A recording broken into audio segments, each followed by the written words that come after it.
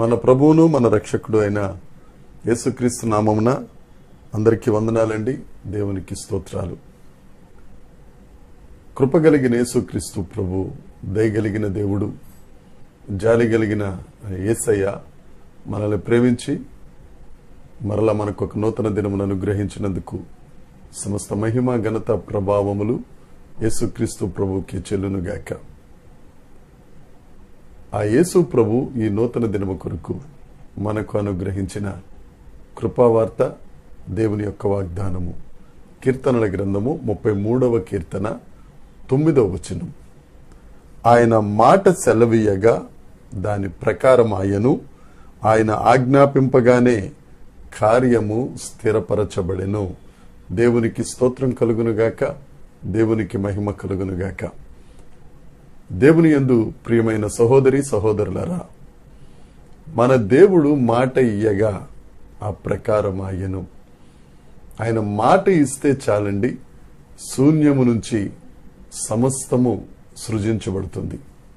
ఆ మహత్తైన మాట ఆదికాండం 1వ అధ్యాయంలోనే ఆయన మాట సెలవీయగా వెలుగు కలిగెను. ఆయన మాట సెలవీయగా సూర్య చంద్ర నక్షత్రములు కలిగెను. ఆయన మాట సెలవీయగా నీట జీవరాశులు పుట్టెను. ఆయన మాట సెలవిస్తే చాలు 5 దినాలు జరగవలసిన కార్యములన్నీ జరిగిపోయాయి. మన దేవుడు ఉన్న వాటిని లేనట్టుగా తన మాట చేత చేయగలిగిన దేవుడు, లేని వాటిని ఉన్నట్టుగా చేయగలిగిన దేవుడు. నా ప్రియ సహోదరి సహోదరుడా, నువ్వు ఏ పరిస్థితులలో శూన్యమైపోయావో, ఎక్కడెక్కడ చెల్లాచెదరైపోయావో, ఎక్కడెక్కడ పనికిరాని పరిస్థితిలోనికి వెళ్ళిపోయావో, దేవుడు ఒక్కసారి మాట సెలవిస్తే చాలు, నీ శూన్యమైపోయిన నీ పరిస్థితి నుండి, దీనమైపోయిన నీ స్థితి నుండి ఆయన సమస్తమును ఆశీర్వాదంగా చేసి అనేకులకు నిన్ను ఆశీర్వాదకరంగా చేస్తారు. 107వ కీర్తన 20వ వచనంలో ఒక మాట ఉంటుంది.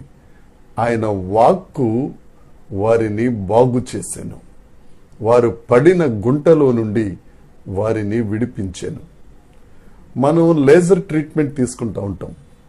ఆ లేజర్ రే ఒకటి ఎటువంటి శరీరమును కట్ చేయకుండానే అది వెళ్ళి అక్కడ ఎక్కడైతే శరీరంలో అనారోగ్యం ఉందో దాన్ని బాగు చేసి వచ్చేస్తూ ఉంటుంది. ఆ లేజర్ రేకే అంత బలం ఉంటే సమస్తమును సృష్టించిన సృష్టికర్త అయిన దేవుని యొక్క వాక్కు ఒక్కసారి వింటే చాలు, నీ శూన్యమైపోయిన పరిస్థితి ఆయన బాగు చేస్తారు. ఆ లేఖనంలో రాసిన్నమాట, నువ్వు పడున్న గుంటలో నుండి నిన్ను పైకి లేవటం కాదు, నిన్ను విడిపిస్తాడు. ఏ అస్వస్థత అనే గుంటలో పడిపోయావో ఆయన విడిపిస్తాడు. ఏ రోగం అనే గుంటలో పడిపోయావో ఆయన మాట స్వస్థపరుస్తుంది. ఏ పాపం అనే బురద గుంటలో పడిపోయావో ఆ బంధకములన్నిటినీ, ఆ సాతాను దుర్గములన్నిటినీ పడగొట్టి, ఆ కాడిని విరగగొట్టి నిన్ను విడిపించి నీ కార్యమును సఫలపరిచే దేవుడు. ఆయన మాట ఇస్తే ఆ ప్రకారం అవుతుంది. 2వ మాట, ఆయన ఆజ్ఞాపింపగానే కార్యము స్థిరపరచబడెను. నీ జీవితంలో ఏ కార్యం స్థిరపరచబడాలో దేవుడి దినాన నీతో వాగ్దానం చేస్తున్నాడు. ఆయన ఆజ్ఞాపింపగా నీకు రావాల్సిన ఆశీర్వాదం, ఆయన ఆజ్ఞాపింపగా నీ కుటుంబంలో జరగవలసిన ప్రతి పని, ఆయన ఆజ్ఞాపింపగా నీ వ్యాపార వ్యవహారాలలో, నీ ఉద్యోగ పరిస్థితులలో జరగవలసిన ప్రతి ఆశీర్వాదం దేవుడు స్థిరపరచునుగాక. ఈ దినాన్న దేవుడు నీకు వాగ్దానం ఇస్తున్నాడు. ఆయన మాట సెలవిస్తే చాలు, ఆయన ప్రకారం. ఒక మాట సెలవిచ్చినప్పుడు మొదట ఆలోచిస్తాం. అంటే నీ కొరకు మాట ఇవ్వటానికి దేవుడు నీ కొరకు దినాన ఆలోచిస్తున్నాడు.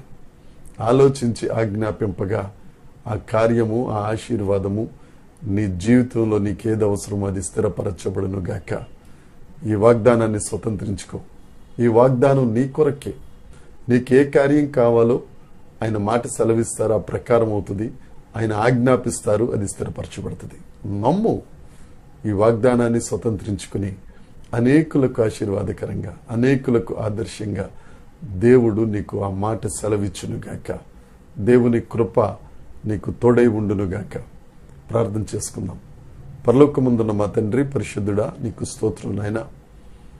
దేవనాయన, మీ నూతన దినంలో మీరు ఇచ్చిన వాగ్దానం, మీరు మాట సెలవిస్తే ఆ ప్రకారం అవుతుంది, మీరు ఆజ్ఞాపిస్తే అది స్థిరపరచబడుతుంది. కనుక ఈ వాక్యము, ఈ వాగ్దానము స్వతంత్రించుకున్న ప్రతి ఒక్కరి జీవితంలో మీ ఆశీర్వాదము స్థిరపరచబడును గాక. ప్రతి ఒక్కరికి ఏది అవసరమో ఆ అవసరం తీరే మాట మీరు సెలవిచ్చినందుకు నిన్ను స్తుతిస్తున్నాను ప్రభువా. దేవ, వాగ్దానము యొక్క ప్రభావం ప్రతి ఒక్కరూ స్వతంత్రించుకున్నట్లు మీరు కృప చూపినందుకే నిన్ను స్తుతిస్తూ, సమస్త మహిమ, ఘనత, ప్రభావములు మీకే ఆరోపిస్తూ యేసుక్రీస్తు నామమున ప్రార్థించి అడిగి వేడుకొనుచున్నాము తండ్రి. ఆమేన్. దేవునికి స్తోత్రం కలుగునుగాక.